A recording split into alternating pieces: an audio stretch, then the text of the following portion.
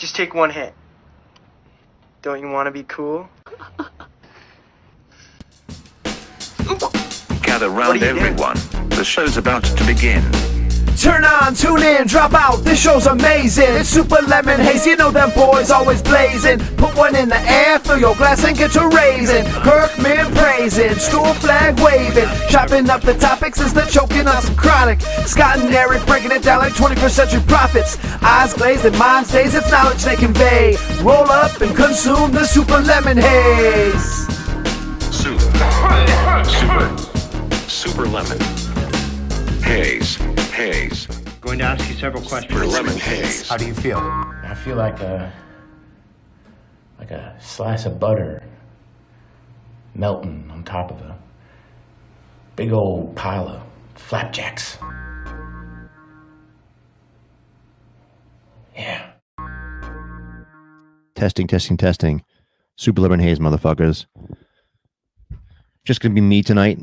Scott's taking the night off. I know we haven't recorded in a while. We've been working on some other things, and hope you guys have been enjoying that Clone to Burn short series that I'm doing with Chris and Methuen. I think it's really educational. I'm actually excited personally to start growing my own weed here, and I'm gonna obviously give you guys some insight on how that's going for myself personally. But I think Chris is doing a great job providing some education for all of you in the KMS community on how to grow your own weed. Tonight's going to be an interesting episode, picking up from a friend that we here he is right now. I see him in the waiting room. We haven't spoken in a while, and I reached out to him after seeing some activity on Twitter. I was curious to know what was going on, so I reached out, sent him a message, and it turns out he's been dealing with some tough shit. So I'm going to bring in Mark from Chicopee. Give me 1 second, Mark. At the stream. What up? What is going on, my man? What's up, brother? It's been so long since we've chatted last. Oh, it's been a while. But it's all right to just kind of play off, kind of what Kirk has been saying. The Click Commander is back. Yeah. I'm ready to work that shit. No, Macarano there. Sorry. No, but I'm ready, man. I'm back. Yeah. So I was just saying, you and I have, there's some very key fans, I think that interact and engage in the community often. And I think you were one of them. You're a huge fan. You've been to a lot of the live shows. You made it to Madawaska, right? You were in Madawaska. Correct? Oh yeah. I was up in Madawaska. But did you make it to Maine the second time for the drive-in shows? For the Sacco thing, I did not. I was kind of dealing with my stuff then. Right. Actually going through probably the rough times at that point. Yeah. So I was just thinking, you're sort of loud in yourself and throwing up those memes and communicating, and then all of a sudden there was a huge lull. And in the back of my mind, it was a weird summer too. It was a weird summer for a lot of reasons, just because obviously it was COVID. There really wasn't a lot of breaks for me personally, just because, we've got the kids running around, no camps and shit like that. I took off a little bit of time from this because Scott, bought a place up in Maine. So he was doing a lot of that moving shit, but I'm still on Twitter. I'm still obviously focusing on the world and what's going on. And I was like, where's Mark? And I haven't seen that guy. And, there was a lot of doxing and shit that was going on in the early summer, late spring. And I was thinking, like, did Mark fall out? Was he one of those, like, one of those people that just got fucked over or something? And I guess I didn't think to reach out, but I was happy to see you back. No. And I appreciate that. So to even give a little backstory to that, there was like a trip planned. I think it was like Latino Kirk, Will and Tim Riggles. Mm-hmm. And they were supposed to be going on to Florida or whatever. And yeah, I was kind of included, not included, and it was maybe going to happen. And I think there might have been just some kind of miscommunication or whatever. And then, again, I was going through issues, and I kind of went at Latino Kirk, aggressively. In private tweets, I'm not ashamed of that. I'll admit it. But even when I came back, I reached out to him first, apologized, did my thing. But now, like I said, I'm back, and it was tough. There was a lot of alcohol issues that I was dealing with, This is along with this is along something with that because I remember on our show, I think we taped early in May. You brought up some substance issues, and it's so this was sort of like a reoccurrence. This was something that was a relapse, or yeah, pretty much. Like, it wasn't the same type. The substance abuse I had earlier was with heroin, and that was pretty tough. But again, working through that, I don't want to say weed was the helper, but it did help me along, and it kept my mind right, and it kept me, not trying to use the substance per se, granted, I'm just using another substance, but if it's helping me not, be that person that I don't want to be, then, Yeah. so be it. And we even with the mental health issues kind of thing, that was more so just kind of me always being in my head, playing out scenarios before they happen. Not just kind of making myself crazy. So you were saying that with heroin, you also were using marijuana as a part of your treatment plan. So I did, because I went into a treatment center locally here, around here, and then through there I was put on methadone, in which it's just pretty much like a synthetic heroin, and to me it did nothing, and it plugged you into just more people that dealt more drugs, and that's not a good place to be. And so even through that, I was still using after that, and then I ended up getting pretty much rock bottom, living out of hotels, just kind of racking up credit cards. It was crazy, man. But then I can remember like it was yesterday. It was when the Patriots were playing the Carolina Panthers in the Super Bowl. And was that 2003? 4 maybe? 2004? Yeah. Maybe. I'm trying to remember too. I don't know. I could be wrong. Yeah. But and I was all by myself, and I was just like, man, this fucking sucks. And I was like, I miss my friends. I miss all my, at the time I had a child, and I miss my child. And I was like, dude, what am I doing? And got myself out of there, lived with my uncle for a little while, and pretty much was just smoking marijuana to not have essentially the cravings and the pain that I was dealing with when you're coming off of that stuff. Yeah. Because it's tough.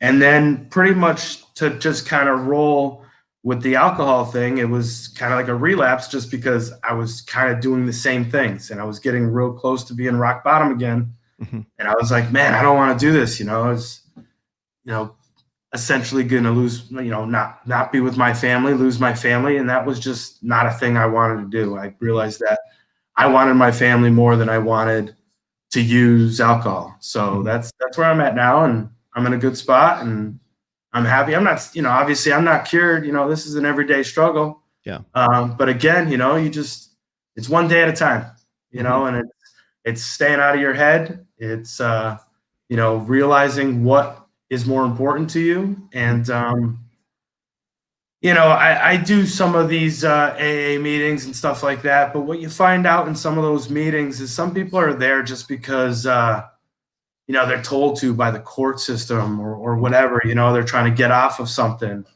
And, nothing wrong with that. They got to do what they got to do. But a lot of it too, it's just, it's kind of like a stigma, you know what I mean? All of this stuff, the mental health, the, alcoholism, drug abuse, all that stuff is like a stigma. Everybody's got problems, I'm not sure, if there's a reason you use marijuana, if it's to help you get by, help you, stay cool, whatever it is. Yeah. But everybody's got a reason, you know what I mean? And, yeah, so thank you for sharing all that. Obviously, I know that's really hard shit. And I think, you mentioned like stigma, and I think if there's anything that brings up stigma. It's really when men mostly talk about mental health issues, depression, anxiety, and even if it's alcoholism or dependency on drugs or medication, painkillers, whatever. I think all that shit just, I think men in general, I think just bottle shit up until things get really bad, and then hopefully, luckily, we get some assistance, some help. A lot of people don't, but it's funny. Did you watch the debate? I did. Watch that?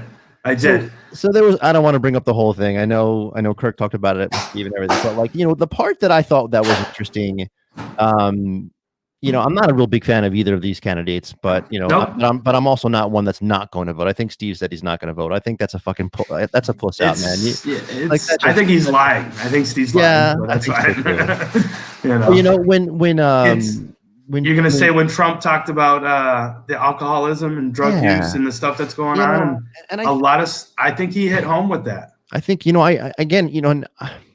I'm a conservative person. I'm not shy about that. I absolutely supported him and voted for him in 2016. I thought he was the better of the two that were on the main stage.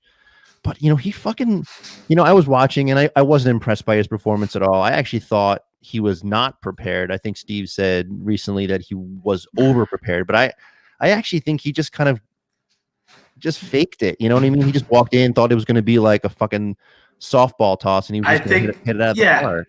Yeah, I think he felt Joe was going to fall all over himself. He didn't, and then, I mean, he did some of the stuff Trump does. You know what I mean? He throws out the names, the Pocahontas, and this and that, and it gets Biden all fired up. Biden just wants to just like cuss him out, but he's like trying to like hold back so hard. He got close. Oh, he did. But what you were saying is when he brought up, I'm getting like, and also for Trump, there's no line. So he's going to fucking he's going to go after your family. He's going to go after your kids. He's going to go after whatever he can go after.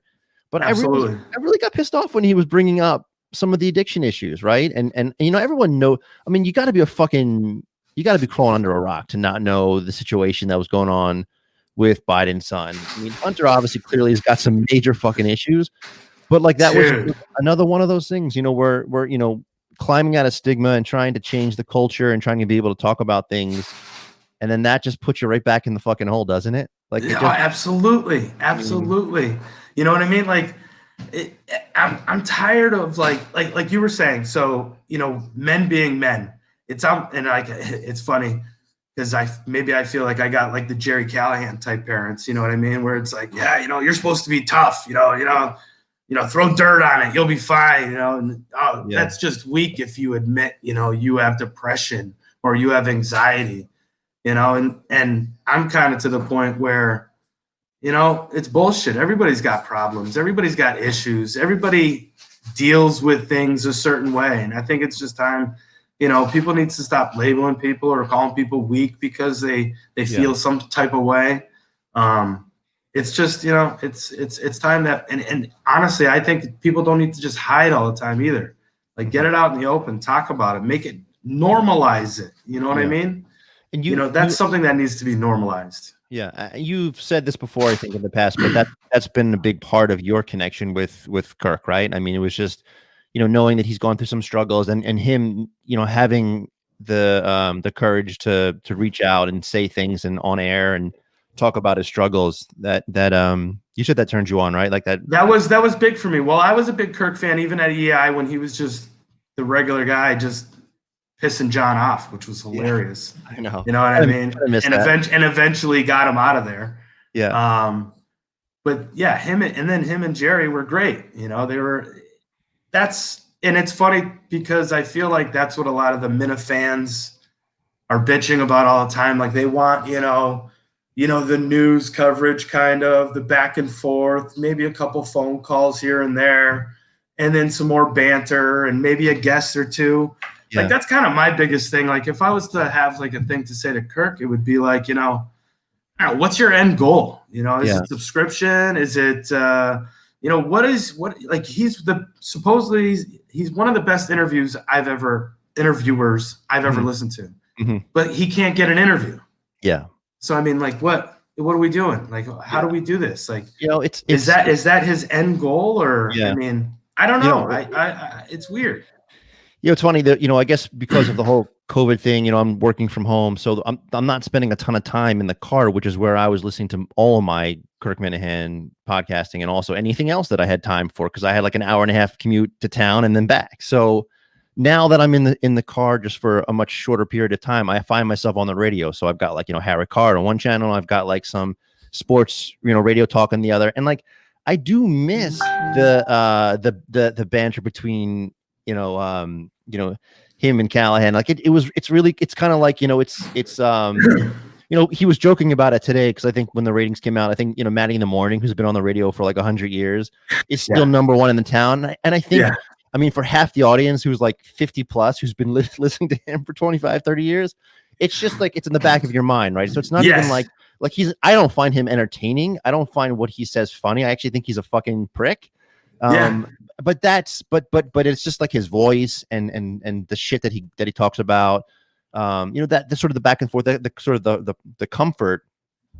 That's kind of like me in sports talk radio, and I miss that, and I miss hearing that. So I don't know what's going on with him and Jerry. I kind of do wish that there was, because it never feels like it feels like it's like one extreme or the other. Like they're back and they're talking every day, or Kirk's like, I fucking hate him and I'm never going to talk to him.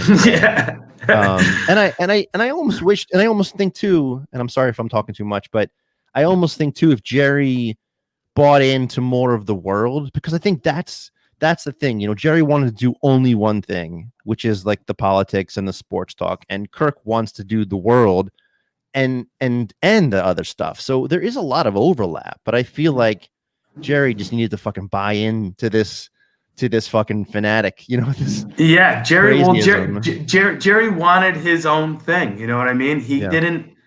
He did, and he wanted. He wasn't. First of all, like Kirk always says, he wasn't willing to take the chance and leave with Kirk when he left. And if he did, we wouldn't be having this conversation. I don't think. Right? They'd be doing their own thing. Yeah. They might be with Barstool themselves. Yeah. Who knows? I mean, it's hard. Yeah, it's hard to think. I mean, because Kirk was not anywhere for quite a while until Barstool, and he developed a relationship, even though people pretty much predicted it was going to happen that way. I wonder if right away, instead of having like that 6-month break, I think I'm not sure exactly how long it was between like when he quit EI and that podcast and went back and worked for Barstool. But I wonder if he and Jerry did leave together, if Barstool would have reached out immediately and said, nope, just take the show on here, and there wouldn't have been that break or that lull, and they would just sort of kept going. I think it probably would have happened that way, right? Yeah. I mean, besides the fact, well, I think, again, they were massaging Kirk. You know what I mean? They're like, oh, no, hey, man, we'll give you this thing on radio.com. And that was all bullshit. Yeah. Still paying him his fucking huge salary. Unbelievable. And he could have been there. You know what I mean? Yeah. But he was like, nah, I'll go over to Barstool. I'll do my thing. And now I don't know if he's getting sick of it already, but he just, I think he wants the subscription. He, like you said, he wants the world. And he wants the Kirk Minahan world, and there's nothing wrong with that. It's just, I don't know how that works. How does that look? You know what I mean? Is there a lead-in show to his show? You know what I mean? Like, what are we talking about? Like, do we get some of these YouTube channels on the show? Like, what, like, and believe me, suck on the tit that is Kirk Minahan. Right. Do what you got to do. You know what I mean? It is crazy, all these haters out there. So everybody just wants to be part of Kirk. Okay, they want to be next to Kirk. So let me ask you a question. So everyone wants to be a part, but there's a huge part that just basically said, I'm taking a leave of absence and for an unknown period of time. So when you heard that Mike was leaving, and for reasons similar to what you were going through, I mean, it's hard to know. He was talking about not feeling right, and people were making fun of him for going to like blind camp or something. But clearly, I mean, I think again, it's part of Kirk's shtick, and he is destigmatizing mental health. So I think he kind of gave Mike an opportunity. I mean, who knows what Mike didn't really get into what he was dealing with until the absolute end before he left. Yeah, but let's kind of be honest. Kirk kind of admitted today that he possibly might have like mind fucked Mike since Madawaska, dude. I was like, again, I was there. it was not good. Yeah. You know, When he got drunk, or was yeah, yeah, he was pretty lit up. yeah. But Do you think that was it's like where he lost confidence in Mike, and from then on he was just yeah, pretty hard on him? yeah, and then he just kind of rode that along, just kind of, maybe hinting here and there, like, I don't know, Mike, maybe you Yeah. won't have a job next week, like, and Mike's just like throwing it back in his head because, like he said, he's working for his idol. I think Yeah. that played a part of it, and he was he maybe sometimes just being a fan instead of, again, it's tough. The guy's blind. I don't know. Go like. I feel like Kirk and Steve kind of gave him an idea, like go out, learn Braille. Like, I don't know, Yeah. do something. Like, It's tough. Contribute to the show. Do something. I don't know. I mean, so if we're talking like performance wise, that dude should have been fired after Madawaska. that should have been it. And Any normal job. Yeah, exactly. And even after like Kurt's first break, a mental health break, I feel like that happened in the springtime. Like he did nothing, and then the second time around when he had a full month, he pretty much had he had like hundreds of thousands of people, waiting and listening and craving content. And he did like 1 45-minute show with Steve.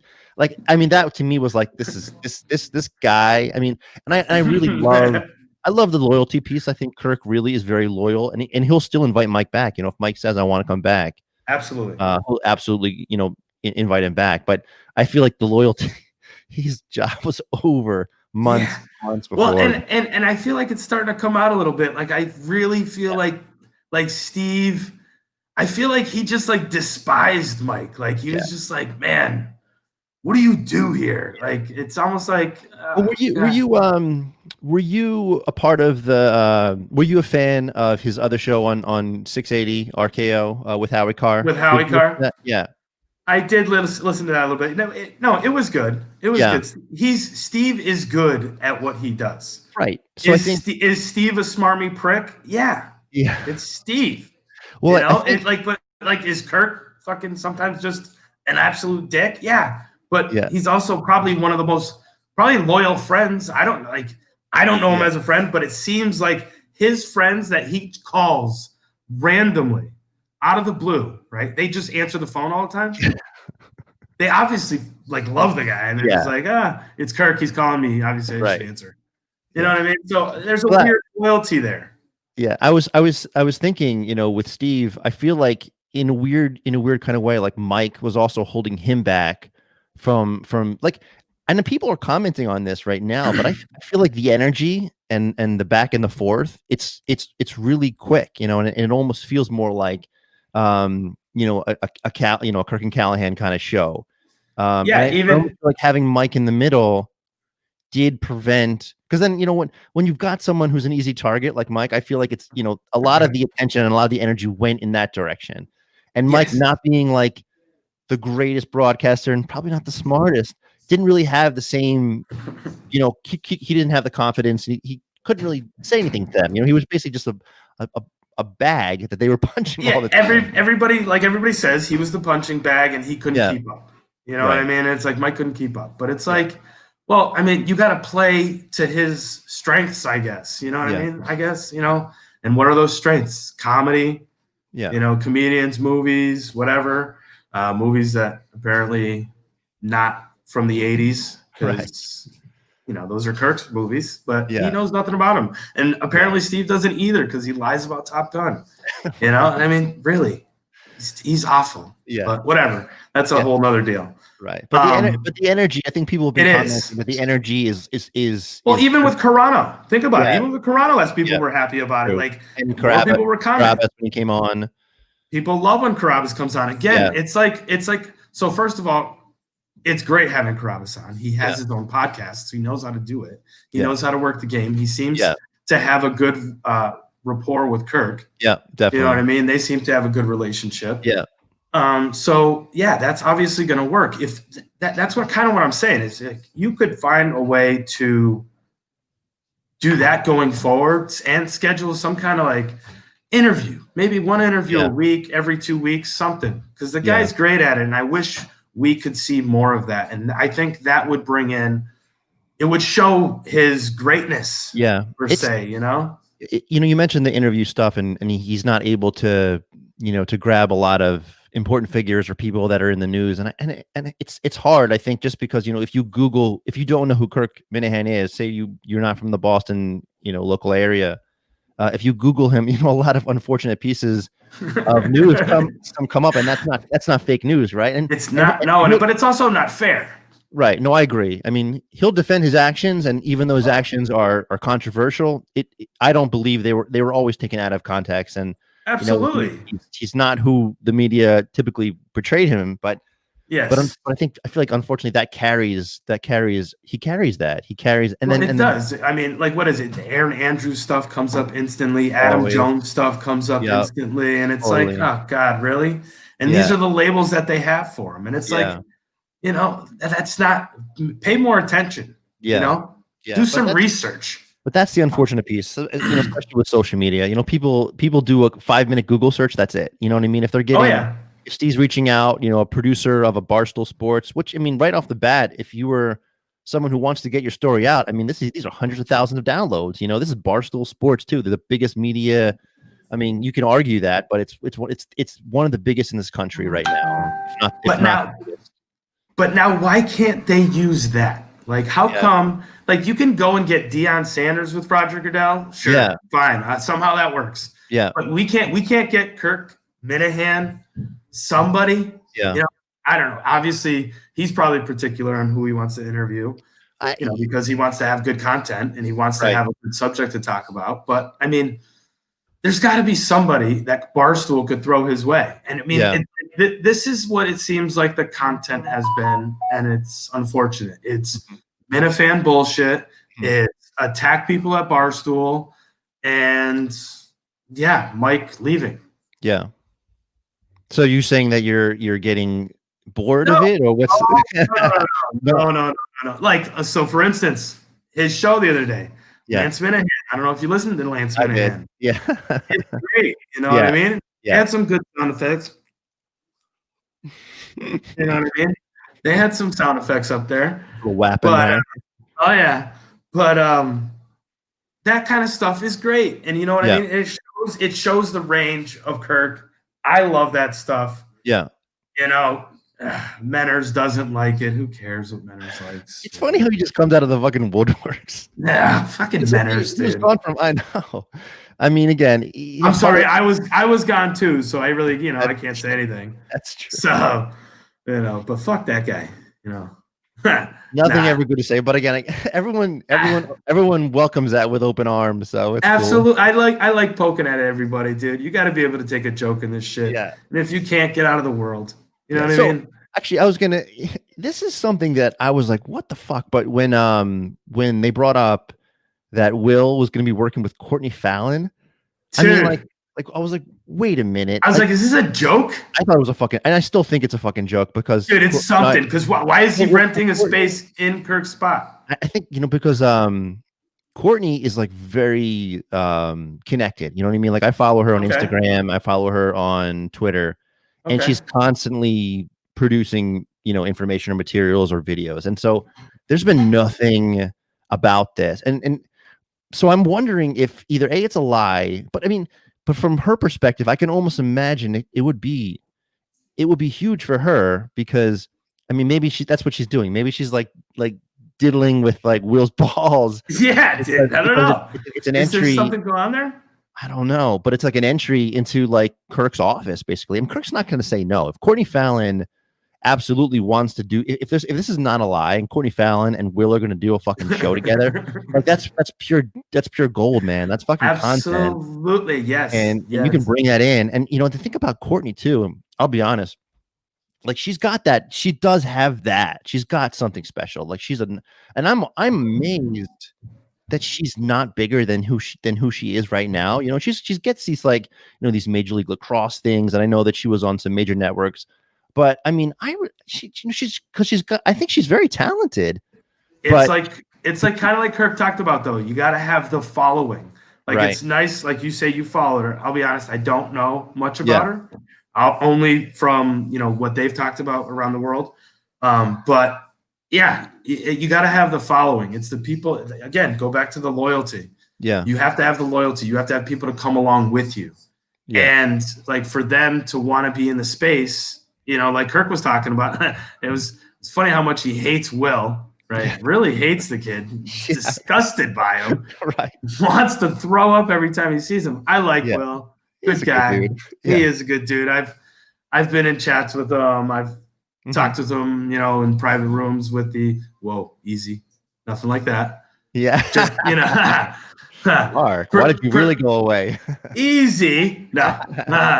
No, like him, Latino Kirk, all good guys. Yeah. And apparently, like I don't even know. I guess Latino Kirk hasn't been listening much either. So I don't know. It is what it is. But yeah, I'm happy with what Kirk's doing. I just we always want more, right? Yeah. I mean, everyone's like 3-hour episode today. Awesome. Yeah. Like sometimes I'm thinking like maybe that's not always awesome. Yeah. You know what I mean? Like. It depends what the content is. Right. Like if it's great content, if he has Portnoy on, sure. Yeah. Let's hear it again. An interview. It's even fun when we hear that. When he has Big Cat on, it's good to hear that. Like everybody notices that when he has the people he has great rapport with, it's such a wonderful conversation. People see a different side of Kirk. He seems comfortable. And that's what we want to see. We don't always want to see angry Kirk. Yeah. Sure, we do sometimes when he wants to attack people that are talking out both sides of their mouth. That's great. And that's what's one of the best parts of his interview is when he does have those interviews and he goes at those people. Yeah. So when you were at the worst point, you said that was when Sacco happened, right? So you were kind of dealing with your own issues during that time? Yeah. So what was going on again? I pretty much like moved out of my house. It was pretty bad. Mm-hmm. And I pretty much just realized that was the lowest that I wanted to go. And I pretty much stopped, like I said, I stopped being in my own head. Mm-hmm. Like I said, playing scenarios out before they happen. You know what I mean? Like, oh, I'm gonna show up here and oh man, I already know this person's gonna say something to me, and I'm I'm already like fucking pissing myself off before it even happens. Mm-hmm. So I pretty much just, what I do is I focus, like a mental image of my wife, my kids in my head, and I go to that, whatever that's my higher being, whatever my want to. Mm-hmm. And I focus on those things, and I just know that when I show up to a situation, I know I'll be able to handle it. There's nothing that's going to be out of the realm of my ability not to handle a situation. Yeah. Did you teach that? I mean? Did you teach that to yourself, or did you learn that from someone? It was actually from someone from. It was an AA meeting, and again, that gentleman had some great knowledge, went through some difficult experiences. Mm-hmm. And all that stuff, obviously we keep private, but yeah, there's that stuff, I think music can help you sometimes. Mm-hmm. There's a lot of outlets. It's, I tend to keep myself more busy a lot and not just kind of lounge on the couch where, give myself the opportunity to be in my own head. Mm-hmm. And how did you take it? I mean, this is kind of a weird situation, but it just seems like it overlaps exactly when Kirk went off the air for a while. So, so did you try to consume any content during the time that you were dealing with stuff, knowing that there wasn't a lot of action going around with the podcast? What were you doing? I actually did not. One of the things that kind of turned me around, I'm not going to lie, was one of the pussies Kirk was talking about, DEC. Mm-hmm. He actually had an episode. It was way back in March, but it was with Obviously and Dee, and those are two people that are not part of the Kirk world anymore. Mm-hmm. But they had a mental health episode, and the things they talked about on that episode were very huge for me. Kind of opened my eyes a little bit of things that I was actually doing and not knowing that. It was detrimental to myself. Mm-hmm. And I actually had reached out to Dee on Twitter before she went off Wonderful person, her and her husband, obviously. Yeah. But What was the I situation? learned a Like, lot. one of them claim that like or Latino Kirk was saying something? What was, I forget. No, What was the situation with them? no, I actually don't know why they ended up leaving. I don't know if there was doxing involved or what. But yeah, I don't know. It was sad to see them go, and Yeah. and even it seems like DEC had brought, or Kirk brought up the fact that DEC has an idea for a show about mental health, which sounds great. I'm interested in it. I had also had an idea for a show similar to that. You know what I mean? Trying, like I said, trying to destigmatize this stuff. I don't know if it's worth promoting or putting out there, or anybody has an idea of what we can do or feedback or anything. I'm worth listening to it, but it's NSA, maybe not so anonymous. You know what I mean? People don't got to be anonymous about this stuff. You can come out and tell people your problems. Come out, let's talk about it.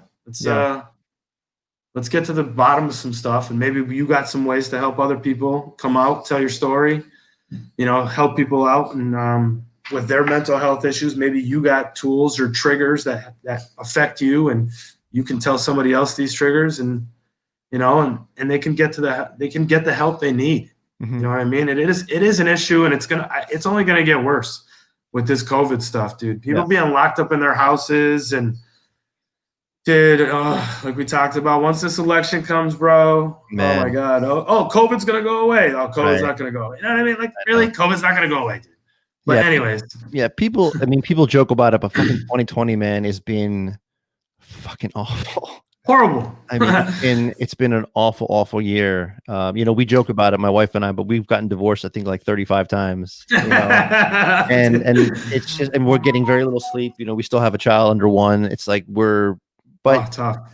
Yeah, and good luck. Thanks. I mean, we keep looking. We're like, when's it going to end? And that's the problem, right? It's like we were talking about this with her nieces and nephew who were just born when 9/11 happened, because we were talking about this over that recent memory. Yep. And 9/11 was an episode, right? It was like a day. There was a morning sense, where you could see this horrible thing happening live on television, and then there was this sort of like period of time where that horrible event ended, but then you could kind of come together, and there was like a healing period. This is like every day it's the same fucking shit. There's no end to it, man. There's no known end to it either, because people fucking lying about when this goddamn vaccine's gonna come out. And even if the fucking vaccine comes out, no one wants to fucking take it. So like, are we gonna be doing this for fucking 2 or 3 more years? I mean, like, it seems like it. It really does, but I really hope we're not. I don't know how to, let's go back, not normal, but like I don't know. We got to try something. There's not, like you said, they want to have the vaccine. That's probably not going to work. Okay. Like, people aren't going to want to take it. People don't want to take the flu shot. Yeah. You know what I mean? Yeah. There's people that are just totally against that. Yeah, I mean, I know that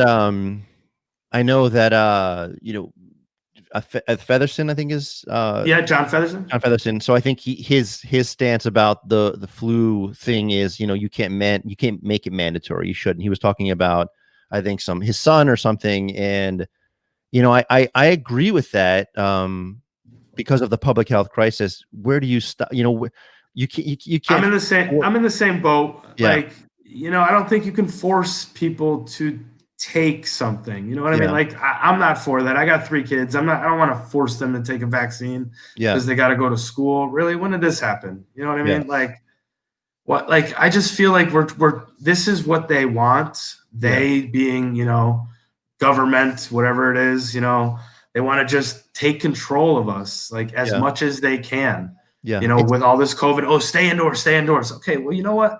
I thought we were supposed to be just curving this. It was a 14-day curve, right? Not that was a while killing ago. It, right? That was a while ago, right? Yeah, I'm pretty sure. I mean, every day the numbers get released, and just because I'm in the public health space, I'm very aware of kind of the trends that are going on, and it's just minuscule, like a couple hundred positive cases, but the number of deaths now are like in the teens. But And we also do more testing than anyone, right? oh no, yes, absolutely. And So the people that are suffering the most are the people who are the elderly and the people with all these extra conditions. And so, 99 point whatever percent of us who are relatively safe. I mean, it like this would never happen with the flu in the past. And I mean, obviously, we're no well, one's they talked about it, H1N1. I mean, they did talk H1N1. about it. Yeah, but You then know, again, I mean, it's again, not that, even the magnitude of right? what this disease virus is. You know what I mean? Yeah, yeah. It's just the fact that, like, you know what, if we're to this point and you're scared of traveling, if you're scared of going out, Mhm. then don't go out. Right. You can still, like, we still have all the technologies. You can still do your telemedicine, you can still do your delivery services for groceries or Right. food or whatever you need. That ability is there. And I don't know, the other thing that I always get so frustrated with is that here in Massachusetts, we kind of have all of the stuff that everybody always fucking debates about. Like, everyone gets Medicare or Yeah. Medicaid here in Right. Massachusetts. Mass health. Yeah. Everyone gets health coverage here in Yeah. Massachusetts. You know what I mean? Like, Yep. we're not like the other states. Maybe that's why we pay so much in taxes. So we cover all that shit, obviously. But everybody gets all of the stuff. Like, dude, you need EBT? Go ahead, go get EBT. They'll give you cash EBT. You'll qualify. Believe me, just come to Massachusetts. Right. So, like, it's funny that you say that, because we've got the infrastructure that everyone in the country, or at least the most liberal people, are looking for. Correct. Yet our governor is still keeping the majority of services and businesses shut down. And I'm seeing, Kirk talks about it too, but like vacancies on like Newberry Street, like for sale signs. We've got, I live in a small suburb outside of Boston, and like some of these big, very popular restaurants that have been around for years are closed.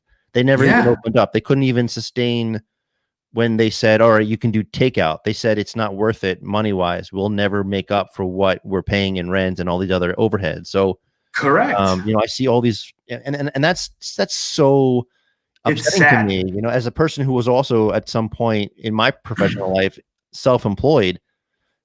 If fucking someone can't tell me that I can't fucking be in business, you know what I mean? Yeah, man. Listen, Providing my for wife, fucking family. Right? She's a yeah. hairstylist, right?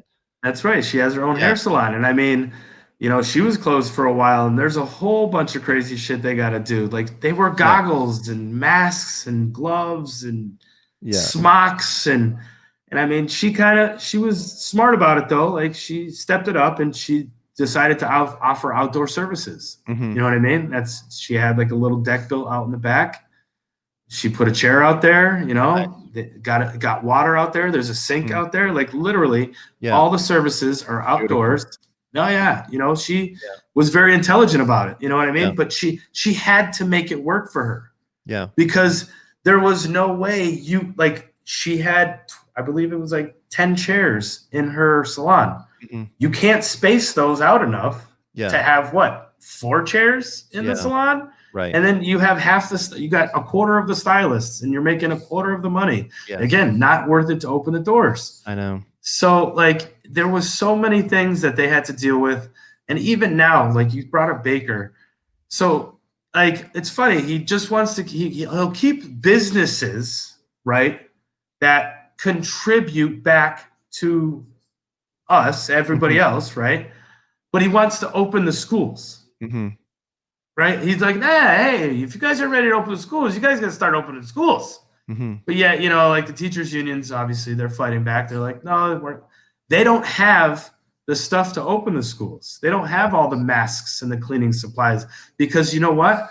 They've been prepping to buy the computers and do the remote learning stuff and supply all these kids with all that stuff. This is again, and I've read a lot about this online, but the disparities in, the economical disparities between communities is, there's a huge gap.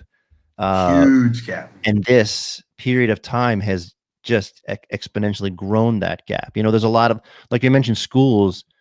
I live close to a school system that literally purchased 3,000 iPads for all of their students. Wow. Every single student gets to go home with either an iPad or what's the Google product, like the Chromebook. The Chromebook. So you either get one or the other. It's like, so that's what Chicopee did. Oh yeah, that's what Chicopee did. Chicopee did the same thing. They went and bought, like, I don't know the number, but they bought Chromebooks for every student. Yeah, but that's not happening in Boston school public school system. No, I mean that's not, or these other less fortunate suburban communities. Absolutely. So, yeah. So the gap, it's terrible. Yes, the gap is enormous. And what it is I feel like these major cities, I don't know what I don't know how they spend their money, their tax money. Like, so Springfield, for instance, right? They just opened a casino, right? What's that casino doing now? That casino ain't doing shit. Yeah. Is it open? Yeah. I'm curious. It actually, I think it is open right now. I've only been a few times. It's not I don't know. It's half of what they said they were going to build. Yeah. So it turned into like an oversized hotel. Right. With slot machines and card tables. Exactly. It was supposed to be some big, nice, elaborate thing, and it just turned into an oversized hotel. Yeah. So you're saying that's not terrible, but yeah. So the revenue from the casino, which I'm sure they're all bleeding money right now, right? Like I can't like Encore, man. That thing was already a fucking disaster, right? The casino, and this must have. I mean, I can't imagine it's still. Why is it still fucking standing? But see, but see, what was funny was eventually, and I think you guys had brought it up, was when the weed markets were able to come back around. Yeah. You know what I mean? The pot shops. And that, I think that was huge. And they had to go through a lot of things. Yeah. But what I find funny too, and I think you guys might have had an episode about it, but like where the money is going per city, per town, where these places are located, because like even in towns around me, I believe Westfield, like they were having issues, like they wanted more money going back to the roads and getting repairs done for the town, like they said they were gonna do. And I don't know what the cities or towns are doing with this stuff. It's much like you said with the Chromebook. It's funny you brought up. So the one thing that the cannabis community is promoting, especially during this election cycle, and trying to get people to talk about it publicly, is that but weed is fucking like recession proof. It's COVID proof.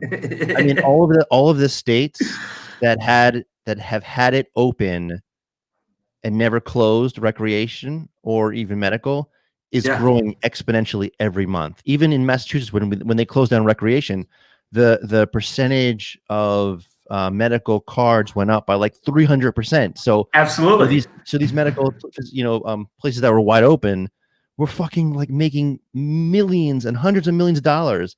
And then there was this whole defunding the police that happened, obviously, after what happened in the spring and summer. We were trying to, I think, so when I say we, the Massachusetts legislators were deciding what to do with the state police and with the police departments, and it turned out that they were taking money from the proceeds or the tax dollars that were coming from marijuana and using it for the police department for like racial sensitive training or something. So basically, come on, I swear to God, this was like real. This was way public, and people were like fucking irate about it. Really?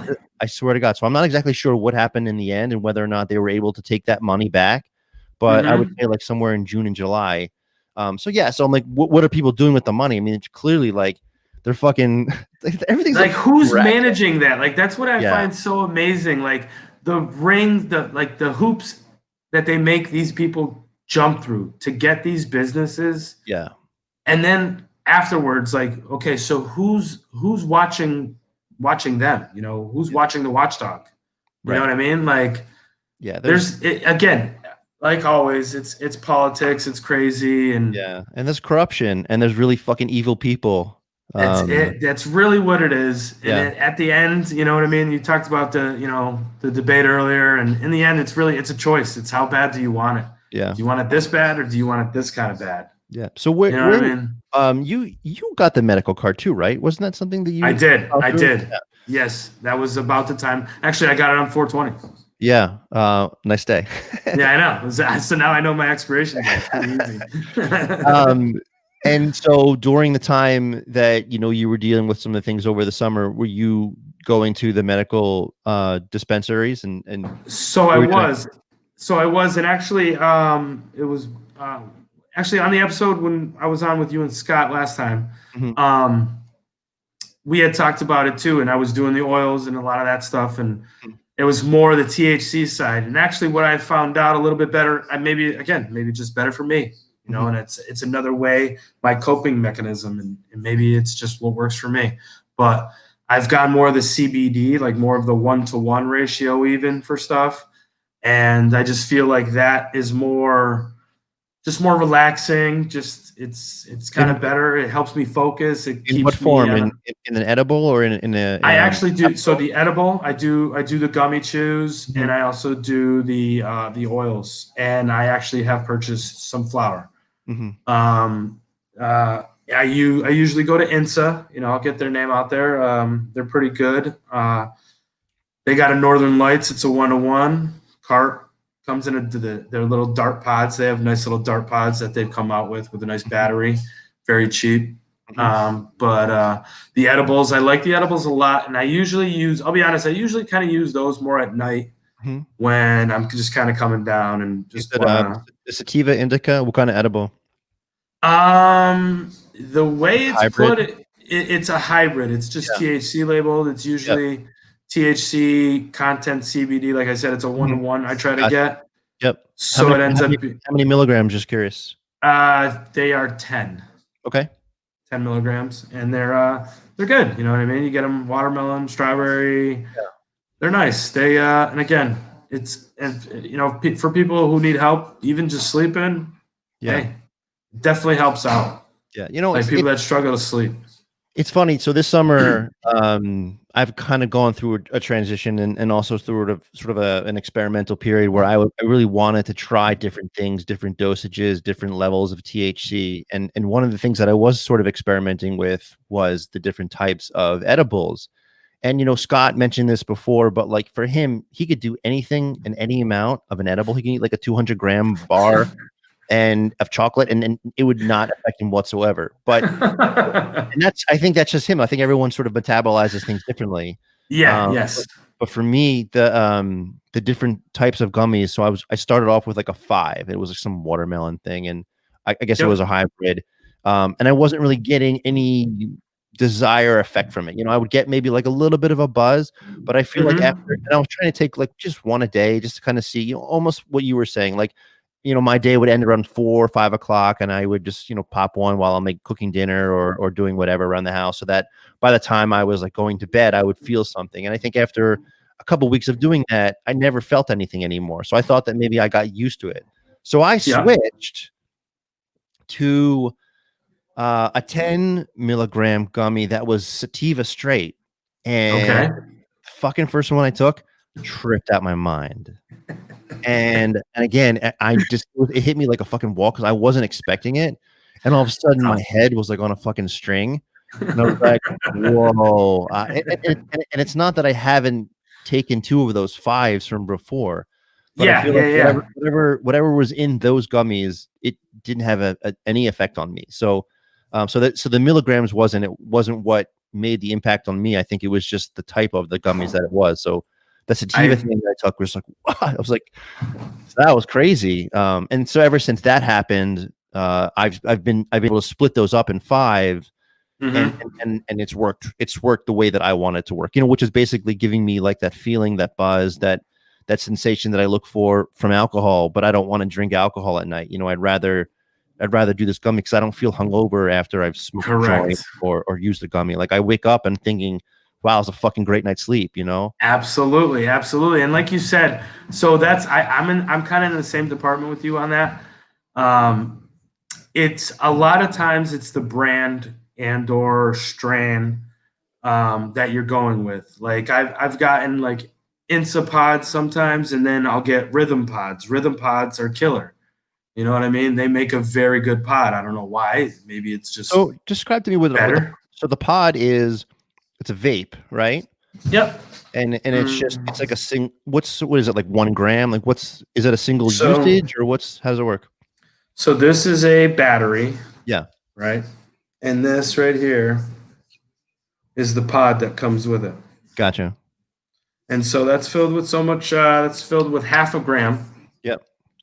And again, this is a hybrid. But yeah, it's mostly THC in this one. The other one, my other pen that I have, also another pen that I have. This is more cartridge style instead of the pod style. So the pod thing is what INSA came up with, and that was kind of their own little personal thing. And so what I think they did for like over 2 months, they ran a little deal where you could buy those batteries for like $1, and then the pods were 2 for $100. And so it was a pretty good little deal they had going. So do you see a difference between the cartridges, the traditional cartridges, and those pods that you're describing now? I do not. Just convenience, the size, obviously. One's kind of like a it's a nice little pocket thing, and this one's kind of a little more of a stick, kind of sticks in your pocket. But it's just convenience. I will say the one thing with that little dart battery, it seems to last forever. Like I'll actually go through multiple pods before ever have to that charge battery. Yeah, before I have to charge it. Yeah. So it's actually pretty good. So what's your usage like now? Is it just sort of hitting it, carrying around with you whenever you need it, or how does it work? No, usually I'm, it'll be like a morning thing. I kind of, cup of coffee, get my head right thing. And then I'll go through the day, get out of work, maybe another couple, 1-2 tokes. And then I'm pretty much good until I get home after that. After I do my other hobby, and then I get home, and then I might have a gummy before bed, really, just maybe when I'm lounging on the couch, and that's really about it. Otherwise, I definitely minimized my usage on that too, because again, it is a substance. We don't need to because that's one thing my wife will tell you or tell me all the time, is that whatever I tend to do, I kind of really dive into it, and I overindulge in whatever I'm doing. Like this summer, I was into golf a lot. That was kind of a little bit of an outlet for me. Granted, it started off not well because it kind of led to some of the drinking issues I was having. Because I was there more. Yeah. What's that? The culture of going golfing with your buddies, like you golf 18 holes, but you drink 18 beers. Correct. And that was kind of the game. And, and I've actually transitioned that more into, I'm very competitive with the sport, and I play it for the sport, and I enjoy the game, and I'm definitely more into that. And because I had dove myself so into that, that was a good outlet for me, just to get away, get my head out of it. Because again, there's nothing better than being on a golf course. It's green. There's trees around. Nobody else is around. It's like you're on another place, dude. It's amazing. I can't relate because I'm not a golfer, but I do feel the same way about the weight room. The weight room to me is always my sanctuary. I mean, I'm outdoors a lot with the pup, and going for walks and things with my kids, but I don't have that same relationship with golf. But I'm trying to, like, at some point adopt it. I mean, I still feel like I got enough spunk and energy to keep pushing my body with the weights, but at some point I know something's gonna happen, and I'm gonna be like, fuck, I can't keep doing this. No, absolutely, I understand too. But I mean, like, if this whole COVID thing keeps going, you know what I mean? You're gonna have to find something to do. I mean, it's good if you have a nice weight room at home and the gyms are fine. Yeah, those are back open now, right? Gyms are back open. Some of them are. The one that's nearby me, the one that I go to, is still doing mostly outdoor exercising. So I go there. I've also borrowed some equipment from them, so I've been able to do some things at home, but not what I'm really, not the hundreds of pounds that I would love to get crushed under. Well, yeah, that, and like you just, the comfortability of going back to where you used to work out. You know what I mean? Like you said, that's your outlet. Like you liked going to the gym, and that was your way of getting away and just doing your thing. And, so everybody needs that and should have that. Yeah. So are you sober now then? So are you avoiding or abstaining from any alcohol? Is that the goal right now? Yeah. Yeah. Yes. Oh yeah. I don't drink any alcohol right now, and it's better for me. It's my choice because I feel like if I drink alcohol, I'll be a drunk. Yeah. I don't want to be a drunk. I'd Yeah. rather I'd rather be with my family. I'd rather have the nice life that I have because it's not bad. You know what I mean? That was the other struggles I was dealing with too, because that's what alcoholism does. It makes you attack the people you love, Yeah. and it makes you hurt them as much as you can. And it's the worst part about it. You know what I mean? And it gets a hold of you and it doesn't let go. It tells you you can manage it. It tells you you can, don't worry, you just have a few drinks this time. You know what I mean? Mhm. Those few drinks this time turns into a lot of drinks the next time. Yeah. And it's not where I wanted to be. And I'm very happy with where I'm at now. I'm motivated. I'm doing a lot of things. I started coaching high school soccer, so that's keeping me busy. Awesome. Yeah, man. So I'm trying to stay as busy as I can. Yeah. That's sort of like the Bill Belichick philosophy, just one day at a time, right? Just keep That's just it, keep dude. just keep going through. Keep Well, on keeping on. I mean, I want you to know, obviously, since I mean we're internet buddies, but like, if there's anything that I can do, whatever that might be, let me know. I don't know if this is helping you, just kind of No, going through that. absolutely. No, man, I really No, appreciate this time. And if there's anything I could say, it's thank you very much. And I really appreciate it. no problem. So, you're trying to start that show. Do you think you might reach out to DEC and just to see what's going on with him first, see if you could play a role in that, or even like participate in an episode or two? Absolutely. I think that that is definitely a way I'm definitely going to reach out to him. Awesome. And Um, if that doesn't work out, you were talking about maybe even doing it on the Kirk Minahan YouTube network, right? that's what the chances. I mean, it depends on what happens. You know what I mean? If I can get something Yeah. together, maybe throw a little pilot up and get it over to whoever, Steve or whoever takes a look at that stuff. Yeah. Yeah, we'll see where it goes. But I'm Yeah. ambitious. I wanna get stuff out there. I want people to come up. Even like I think Aaron Rodgers. Me being a Packers fan and all. I Aaron posted a Rodgers. picture of you today in that Packers sweatshirt. Sorry, I ripped that off of your Instagram, by the way. I appreciate that. That's not a problem, dude. I was flipping through I was like, wow. yeah, I was flipping through your Twitter feed, and it was like I was like 6 months back, and it was all memes. I'm like, Oh, none that's all it of is. these are Mark. None of these are Mark. So I went to your Instagram, and right away I saw. So I'm like, hope it doesn't mind. I'm ripping this up. That's perfect. I was like, whoa. I was like, how do you get that? I was like, that's pretty good cut. I think I was taking a picture with Stacy, your son, at that time. I chopped it all up. I didn't know who it was. Yeah. It was Stacy from Madawaska. Oh, right. Yeah. Actually, so what I wanted to say. So I don't know if you're familiar, but I've started to work with Chris from Methuen. Are you aware of this? Yes, I am. So we're doing this like clone to burn. We came up with the name Yes. together, and I think he's doing a phenomenal job. I And agree. so I guess what I'm trying to say to you, Mark, is that if you are interested in doing a show, even though because we tried starting this podcast in a way to describe or to talk about mental health and also marijuana, and it's again I think what I'm finding after doing this now for like 6-7 months, I think we're into like our 22nd or 3rd episode. I don't have the time in the world to do this, but the fact that Chris is doing something that's sort of in line with what we're trying to produce, and I don't mind doing the work. It's not about like doing the work, and I love Oh, yeah. the production side. So if you wanted to do a pilot, I could produce it.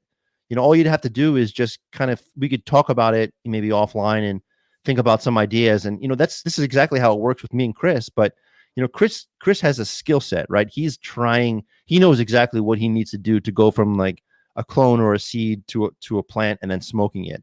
And, Correct. but what Chris didn't really have is sort of like the vision, of how to break up the episodes and how to get it to him. I'm the director of that. So I'm the Okay. one working with Chris and giving him some direction. I'm like, hey, what are you doing right now? Oh, you fucked. He's like, he texted me about that clone. He's like, oh, I fucked up. I'm like, dude, let's make a fucking episode about it. And so, and I It's think perfect. That was good content. Honestly, that was actually great. It was good that it was almost better that it messed up Yeah, so that he totally. could do it again. 100%. 100%. I agree 100%. Yeah. So that I Even guess if it was just a shtick, you know what I mean? Like, you know what? great. The guy is sweet as hell. There's no way in hell he did that on purpose. No, I And if know. he did, He seemed like he was like, shit. oh, he was really upset about it. Like really upset about it. But yeah, I thought we made a great episode out of that. So I guess what I'm trying to say to you, Mark, is that like if you really do want to come up with something, let me know. We could probably work something out. You could just, we could talk about it, and then I could give you some ideas. All you have to do is do the filming, and then that's what Chris does. Chris sends me like 4 or 5, 10-minute segments, and I just break it up and make a 10-minute episode out of it. So completely up to you, whatever you want to do. And the fact that I think obviously we're already in, you have that entranceway. So versus you doing something completely on your own, and I'm not pushing this on you, but something you might want to think about is that I can help. I can help, and I'm more than happy to do so. So I appreciate it, Eric. no problem. Honestly, I really do. And thanks again for this opportunity. And yeah, man, I'll put some ideas together, and if we can get something going, I would definitely love to. Cool. I'll also reach out to DEC, just see what he says, see what he's got going on. Just for feelers, because you know what I mean. I think it's gonna be difficult. You know what I mean. It's gonna be difficult to get people to want to come out and talk about stuff and admit they got a problem, or even put their face on something. And I mean, even if you don't want to put your face up, you know what I mean? There's plenty of people that go on, like Ziggy Robinson, all these people, they put their stuff up. They just put a little image up, and you want to talk behind the image, go right ahead. But if you got stuff that can help other people out, let's get it out there. Let's help people. And I think if anything, this community has done that, right? I mean, for all the bullshit and all the fucking idiots out there, and we all talk shit to each other, but we all support each other in the end. Exactly. And you can always see, you always feel that love and that excitement when Minifans get together for a cause, or even just at one of these live events. So absolutely. I think that's what Kirk's kind of taught us. You know what I mean? He's taught us loyalty. And that's why we're all kind of loyal to each other, no matter what, maybe even to a fault, but that's why we are what we are. We're all crazies. We're crazy, but we're a family. That's the way that's what I love. That's it, hey, bud. Mark. I'm gonna. We've been on for almost an hour, so I think we're just gonna cut it up here. But again, really appreciate you coming on, and I'm happy that you're back and doing well, and I really wish you luck and hard work. So keep it up. Thanks again, Eric. I really appreciate it. All right, brother. We'll talk to you. Be good. Okay, bye. Later, man. Great guy. Really happy to have him on, and I was completely serious about producing that show for him. I think it's working out great with Chris. Now that we're in that rhythm, there's always a little bit of hard work in the beginning just to kind of figure out the show and how to lay it out. But Mark, if you're totally interested in doing it, I would love to help you out and produce that. So, all right, guys, peace. Great to be back. I love the feeling of the fucking headphones. I missed it. I missed the fucking feeling of the mic on my lips. Super Lemon Haze. What is this? Is it over? We're running out of time. I don't want to hear your excuses. No, it's not fair. Where'd all the files go?